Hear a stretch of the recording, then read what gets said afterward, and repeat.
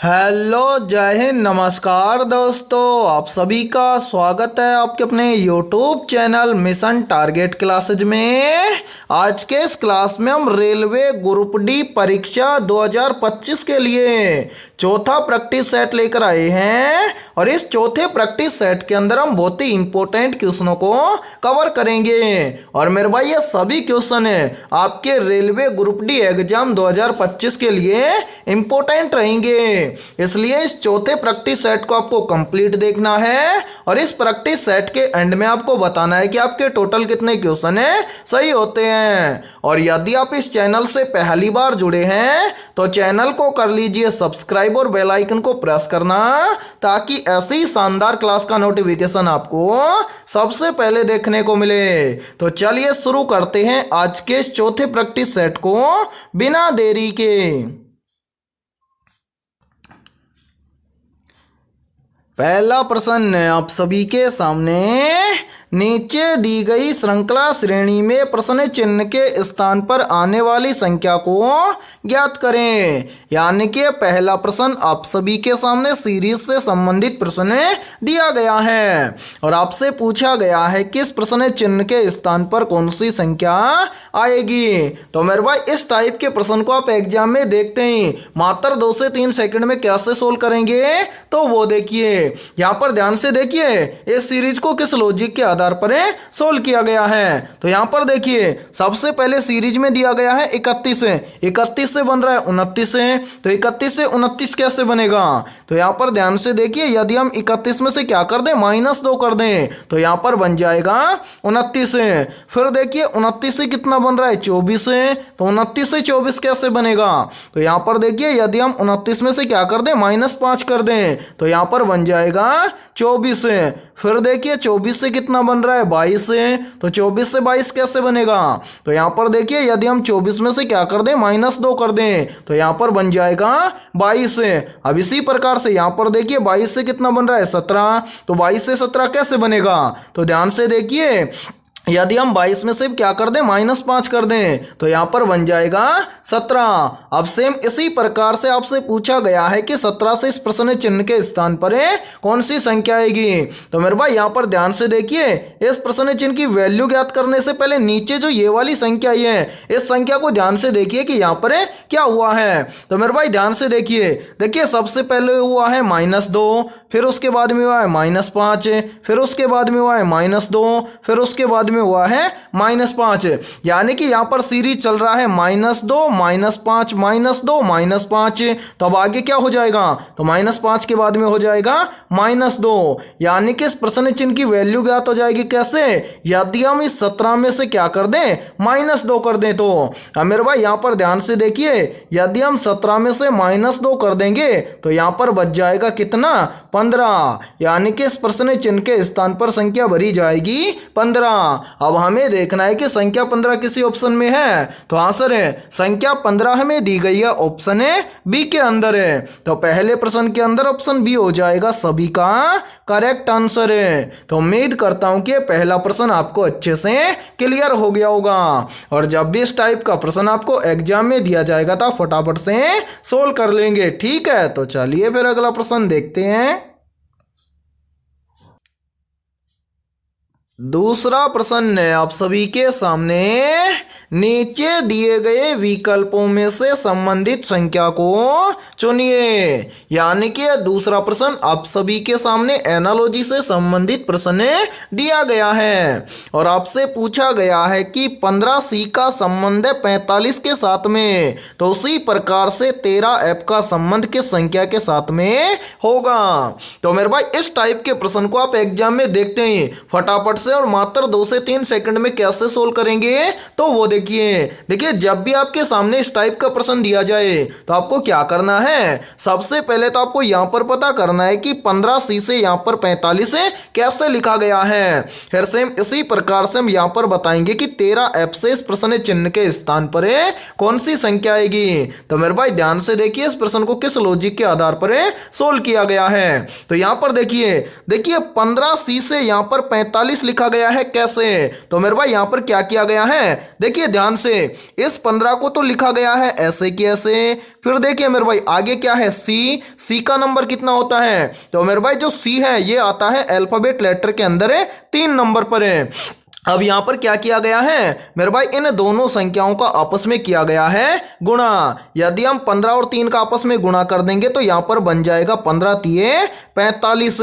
और ध्यान से देखिए 45 यहां पर आप सभी के सामने दिया गया है। अब हम भी क्या काम करेंगे, यही सेम लॉजिक लगाएंगे इस 13 ऐप के अंदर और इस प्रश्न चिन्ह की वैल्यू ज्ञात करेंगे। तो करेंगे क्या, सबसे पहले मेरे भाई ध्यान से देखिए, इस 13 को तो हम लिख देंगे ऐसे कैसे। उसके बाद में क्या है एफ कितने नंबर पर आता है, तो मेरे भाई अल्फाबेट लेटर के अंदर एफ आता है 6 नंबर पर।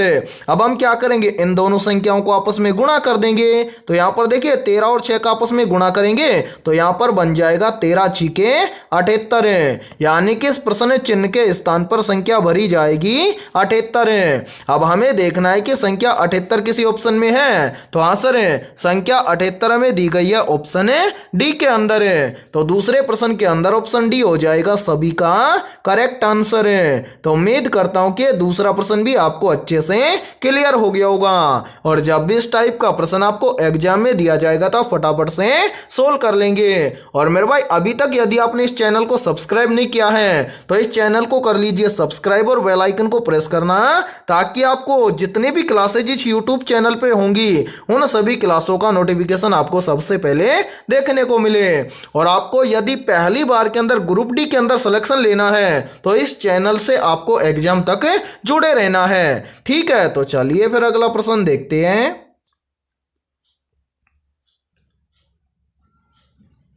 तीसरा प्रश्न है आप सभी के सामने, नीचे दिए गए विकल्पों में से उस वैनारेख का चयन करें जो दिए गए वर्गों के बीच संबंध को दर्शाता है। यानी कि तीसरा प्रश्न आप सभी के सामने वेन डायग्राम से संबंधित प्रश्न दिया गया है और आपसे पूछा गया है कि बोली, भाषा और संचार इन तीनों शब्दों को सही रूप से दर्शाने वाला वेन डायग्राम कौन सा है। तो मेरे भाई इस टाइप के प्रश्न को आप एग्जाम में देखते ही मात्र 2 से 3 सेकंड में कैसे सोल्व करेंगे, तो वो देखिए आपको जब भी एग्जाम के अंदर वेन डायग्राम से संबंधित प्रश्न दिया जाए तो आपको क्या करना है, सबसे पहले तो जिन शब्दों से आपको वेन डायग्राम तैयार करना है उन शब्दों को ध्यान से देखना है और ये पता लगाना है कि उन शब्दों के बीच में आपस में क्या रिलेशन है। यदि आपको रिलेशन पता चल जाए तो ठीक है, यदि आपको रिलेशन नहीं पता चले तो आपको क्या करना है, जो तीनों शब्द हैं या जितने भी शब्द आपको वेन डायग्राम बनाने के लिए दिए जाएं उन सभी शब्दों में से एक एक शब्द का आपको क्या करना है, रिलेशन देखते हुए वेन डायग्राम तैयार करना है। कैसे, तो वो देखिए यहां पर देखिए मेरे भाई, यहां पर हमारे सामने 3 शब्द है।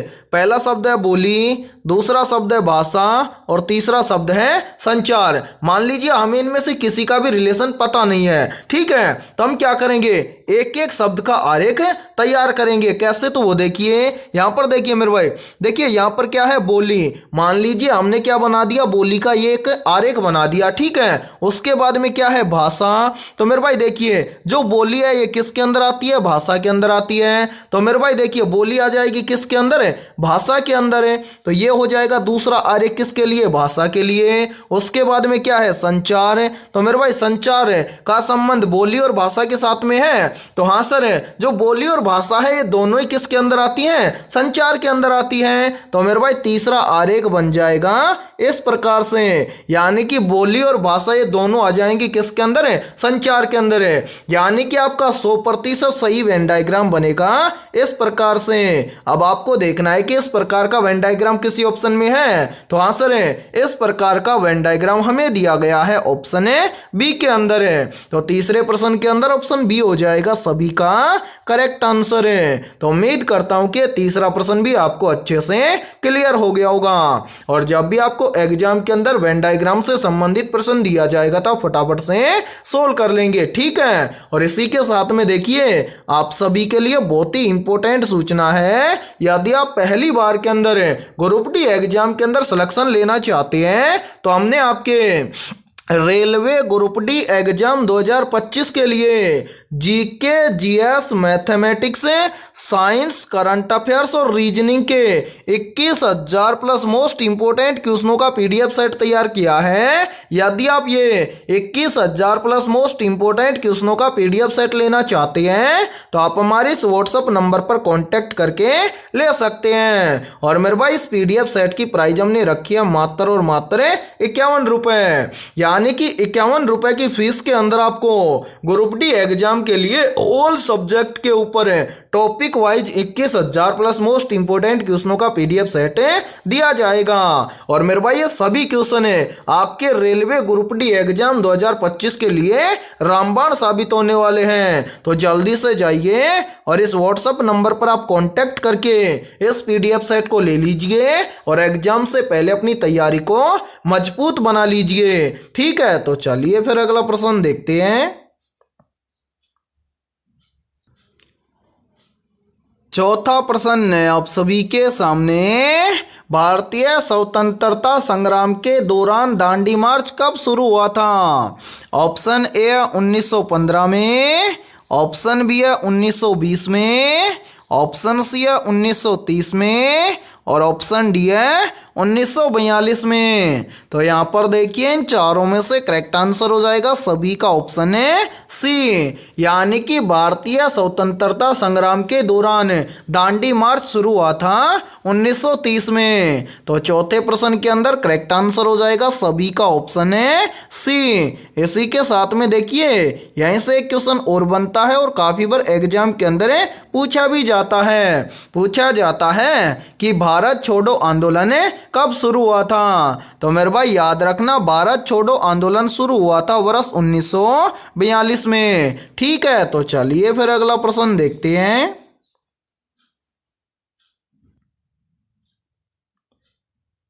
पांचवा प्रश्न है आप सभी के सामने, नीचे दिए गए विकल्पों में से संबंधित शब्द को चुनिए।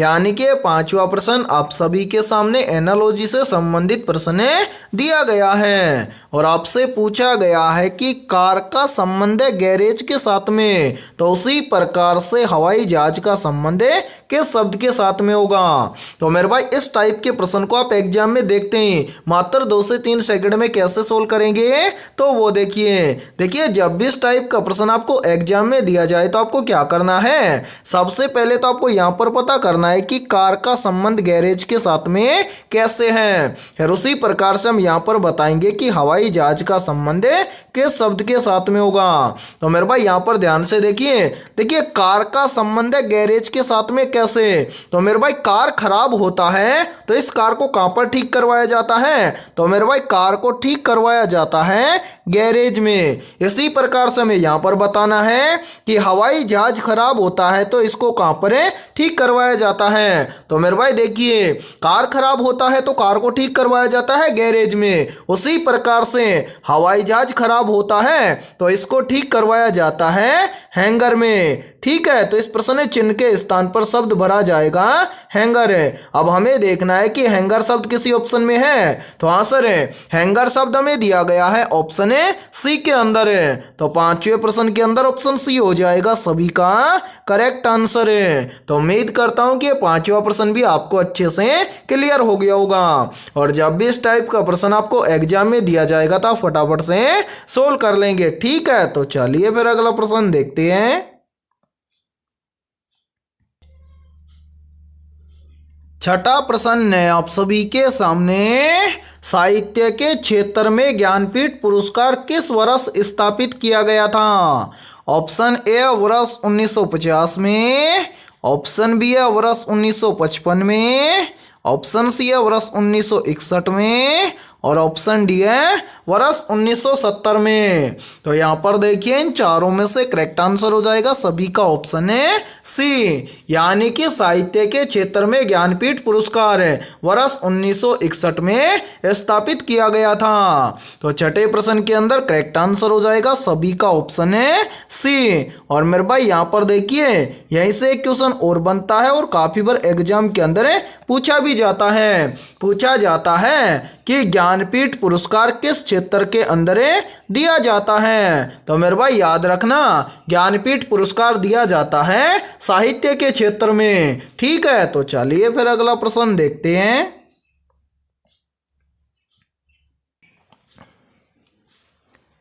7वां प्रश्न है आप सभी के सामने, निम्न में से कौन सा विटामिन रतौंधी रोग से बचाव करता है? तो जल्दी से बताइए, इन चारों में से करेक्ट आंसर है क्या होगा?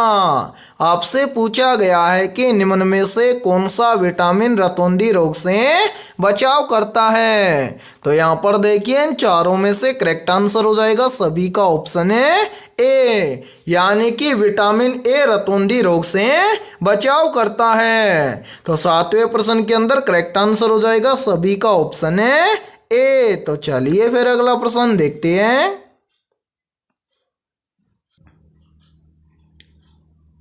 8वां प्रश्न है आप सभी के सामने, निम्न में से सुब्रतो कप किस खेल से संबंधित है?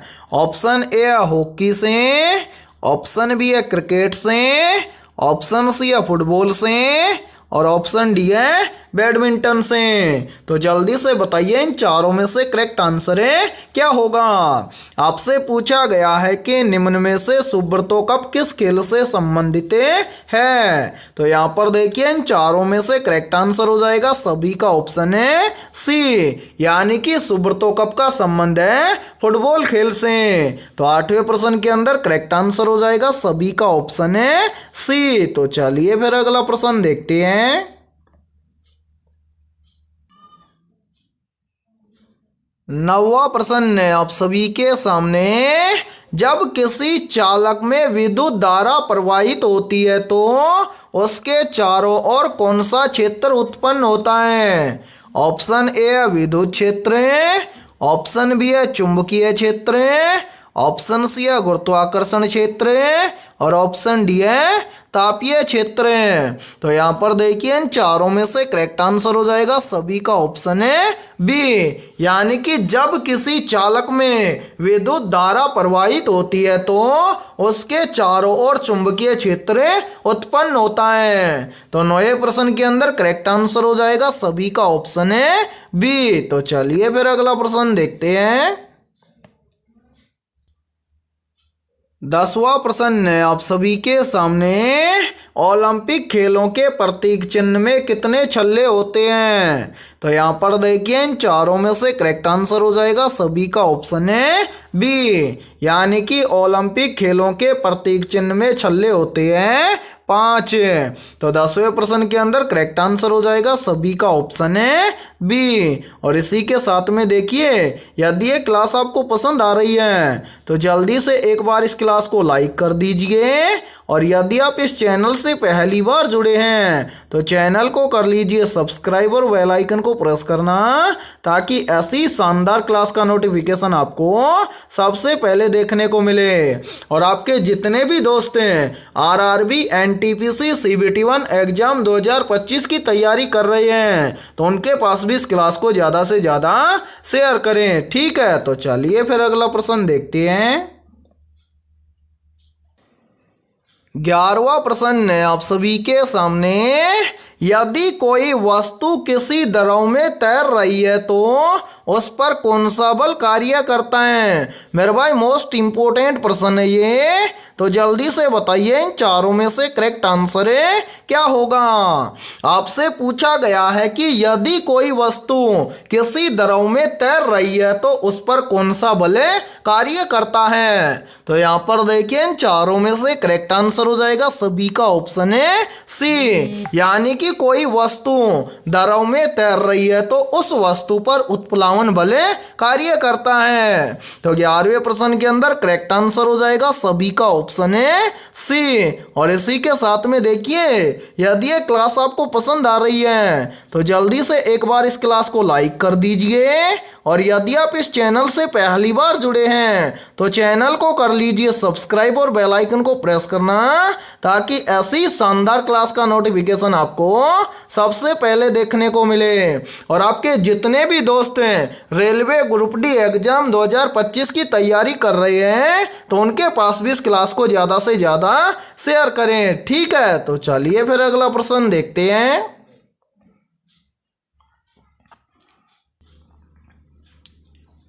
12वां प्रश्न है आप सभी के सामने, निम्न में से 1857 के विद्रोह का नेतृत्व किसने किया था?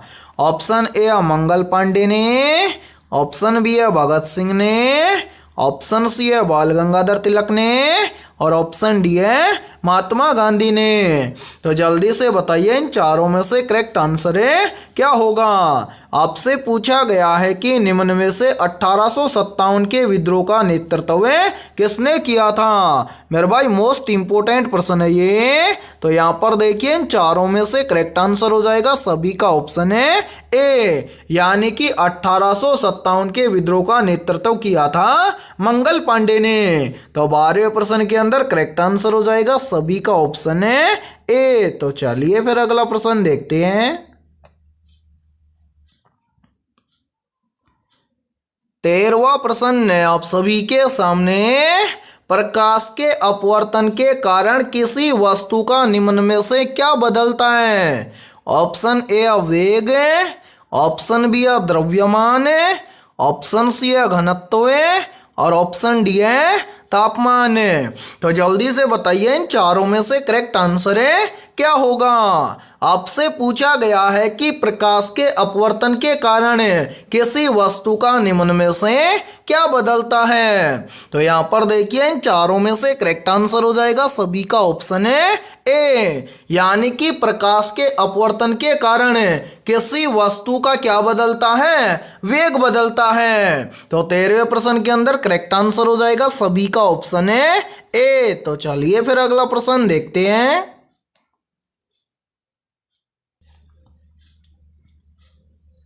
14वां प्रश्न है आप सभी के सामने, अजंता गुफाएं किस राज्य में स्थित हैं?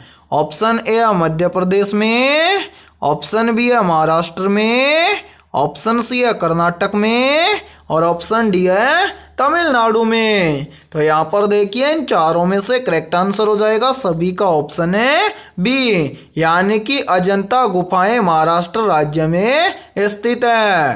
तो 14वें प्रश्न के अंदर करेक्ट आंसर हो जाएगा सभी का ऑप्शन है बी। और मेरे भाई यहाँ पर देखिए यहीं से एक क्वेश्चन और बनता है और काफी बार एग्जाम के अंदर पूछा भी जाता है। पूछा जाता है कि भारत के किस राज्य में सर्वाधिक वन पाए जाते हैं, या फिर इसी प्रश्न को घुमाकर ऐसे भी पूछ लिया जाता है कि भारत के किस राज्य में सर्वाधिक वन क्षेत्र है। तो यहाँ पर देखिए भारत के जो मध्य प्रदेश राज्य है, या फिर हम बोल सकते हैं कि जो भारत का मध्य प्रदेश राज्य है, इस मध्य प्रदेश राज्य के अंदर सर्वाधिक मात्रा में वन पाए जाते हैं। ठीक है, तो चलिए फिर अगला प्रश्न देखते हैं। 15वां प्रश्न है आप सभी के सामने, जब कोई गाड़ी अचानक ब्रेक लगाती है तो यात्री आगे की ओर क्यों झुकते हैं? ऑप्शन ए है न्यूटन की गति के प्रथम नियम के कारण है, ऑप्शन बी है न्यूटन की गति के द्वितीय नियम के कारण है, ऑप्शन सी है न्यूटन की गति के तृतीय नियम के कारण है, और ऑप्शन डी है आर्किमिडीज के सिद्धांत के कारण है। तो यहाँ पर देखिए इन चारों में से करेक्ट आंसर हो जाएगा सभी का ऑप्शन है ए, यानी कि जब कोई गाड़ी अचानक से ब्रेक लगाती है तो यात्री आगे की ओर झुकते हैं न्यूटन की गति के प्रथम नियम के कारण है। और मेरे भाई याद रखना, न्यूटन की गति के प्रथम नियम को ही बोला जाता है जड़त्व का नियम है। ठीक है, तो 15वें प्रश्न के अंदर करेक्ट आंसर हो जाएगा सभी का ऑप्शन है ए। तो चलिए फिर अगला प्रश्न देखते हैं।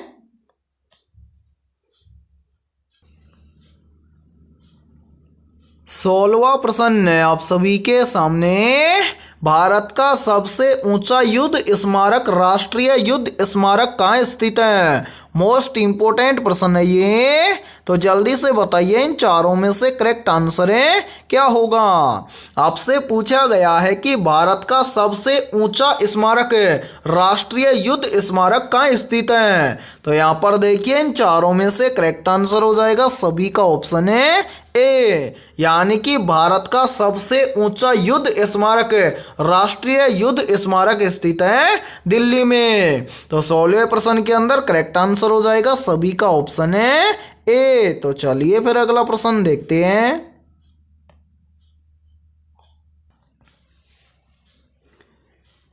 17वां प्रश्न है आप सभी के सामने। कौन सा तत्व मानव शरीर में आयोडीन ग्रंथि के सही कार्य के लिए आवश्यक है। Option A iodine, option B है कैल्शियम, ऑप्शन सी है लोहा और ऑप्शन डी है फास्फोरस। तो यहाँ पर देखिए इन चारों में से करेक्ट आंसर हो जाएगा सभी का ऑप्शन है ए, यानी कि आयोडीन तत्व मानव शरीर में थायराइड ग्रंथि के सही कार्य के लिए आवश्यक है। तो 17वें प्रश्न के अंदर करेक्ट आंसर हो जाएगा सभी का ऑप्शन है ए। और मेरे भाई यहाँ पर देखिए यहीं से एक क्वेश्चन और बनता है और काफी बार एग्जाम के अंदर पूछा भी जाता है कि आयोडीन की कमी से शरीर में कौन सा रोग होता है। तो मेरे भाई याद रखना आयोडीन की कमी से शरीर में रोग होता है कौन सा, घेंगा या फिर गलगंड रोग। ठीक है, तो चलिए फिर अगला प्रश्न देखते हैं।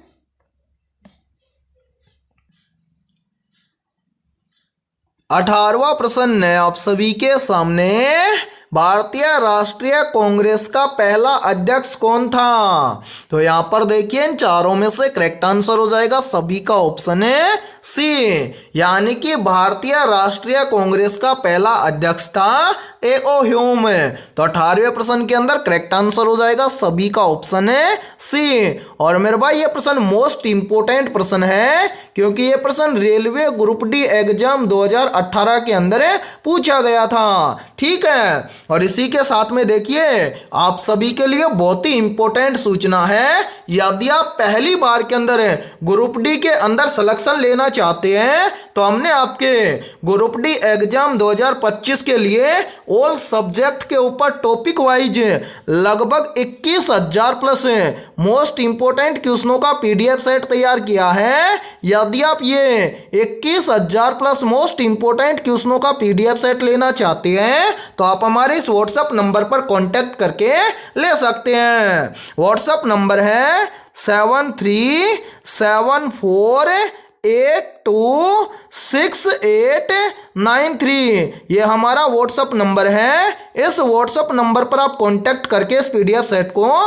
ले सकते हैं। और मेरे भाई इस पीडीएफ सेट की प्राइस हमने रखी है मात्र और मात्र 51 रुपए, यानी कि 51 रुपए की फीस के अंदर आपको ग्रुप डी एग्जाम 2025 के लिए ऑल सब्जेक्ट के ऊपर टॉपिक वाइज लगभग 21,000 प्लस मोस्ट इंपोर्टेंट क्वेश्चनों का पीडीएफ सेट दिया जाएगा।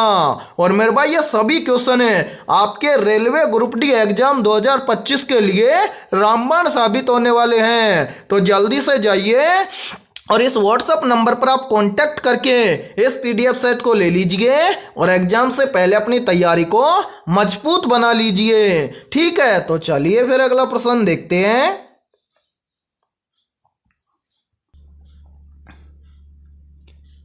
19वां प्रश्न है आप सभी के सामने। निम्नलिखित में से गेटवे ऑफ इंडिया कहाँ स्थित है। ऑप्शन ए मुंबई में, ऑप्शन बी है दिल्ली में, ऑप्शन सी है कोलकाता में और ऑप्शन डी है चेन्नई में। तो यहाँ पर देखिए इन चारों में से करेक्ट आंसर हो जाएगा सभी का ऑप्शन है ए, यानी कि इन सभी में से गेटवे ऑफ इंडिया स्थित है मुंबई में। तो 19वें प्रश्न के अंदर करेक्ट आंसर हो जाएगा सभी का ऑप्शन है ए। तो चलिए फिर अगला प्रश्न देखते हैं। 20वां प्रश्न है आप सभी के सामने। निम्न में से आर्य समाज की स्थापना किसने की थी? तो जल्दी से बताइए इन चारों में से करेक्ट आंसर क्या होगा। आपसे पूछा गया है कि निम्न में से आर्य समाज की स्थापना किसने की थी? तो यहाँ पर देखिए इन चारों में से करेक्ट आंसर हो जाएगा सभी का ऑप्शन है बी, यानी कि आर्य समाज की स्थापना की थी दयानंद सरस्वती ने। तो 20वें प्रश्न के अंदर करेक्ट आंसर हो जाएगा सभी का ऑप्शन है बी। और मेरे भाई आज की इस क्लास के अंदर हमने 20 बहुत ही इंपॉर्टेंट क्वेश्चन करवाए हैं। तो इन 20 में से आपके कितने क्वेश्चन सही हुए हैं सभी को कमेंट सेक्शन के अंदर कमेंट करके बताना है। और जिन भी अभ्यर्थियों के इन 20 में से लगभग 18 प्लस क्वेश्चन सही हुए हैं तो समझना उनकी तैयारी बेहतर है। और मेरे भाई इसी के साथ में देखिए यदि ये क्लास आपको पसंद आई है तो जल्दी से एक बार इस क्लास को लाइक कर दीजिए। और यदि आप इस चैनल से पहली बार जुड़े हैं तो चैनल को कर लीजिए सब्सक्राइब और बेल आइकन को प्रेस करना, ताकि ऐसी शानदार क्लास का नोटिफिकेशन आपको सबसे पहले देखने को मिले। तो फिर मिलते हैं ऐसे बेहतरीन क्वेश्चनों के साथ सुबह 11 बजे।